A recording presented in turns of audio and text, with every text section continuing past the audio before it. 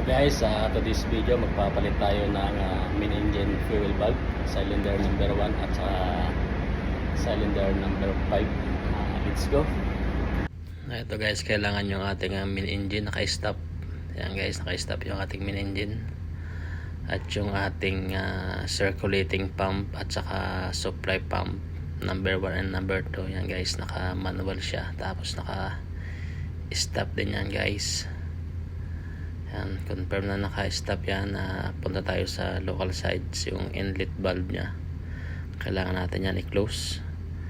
At yung drain nya guys, yan i-drain din natin yung kanyang natitirang fuel dyan sa booster pump. At sisimulan na natin ng alisin yung cover ng high pressure pipe dyan sa top cover ng ating booster pump. At yan na guys yung ating pamalit na fuel valve. At yan guys yung ating nut niluluwagan na. Ito guys ay cylinder number 1 at number 5. Ito guys yung kanyang high pressure pipe na alis na natin. At yung kanyang settings gaya yan ay aming nilalaping namin para siguradong pagbalik walang leaking. Yan, ginagamitan namin ng grinding compound. At ito guys, naibalik na namin yung high pressure pipe, ang kanyang torque wrench 300 Newton meters. Ayan guys, sa manual yan.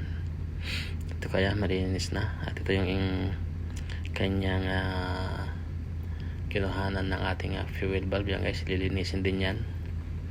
Ating iirihan para maalis yung mga carbon na nakadeposit.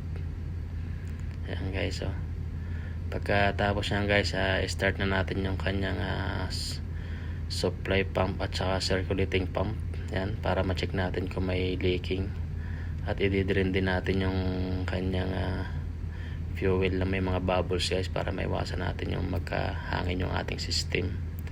At yan guys, chinecheck din ng ating tropa sa local site kung may mga leaking.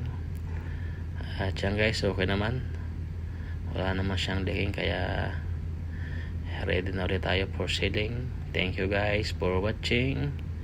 Happy makinis ng mangyan. God bless.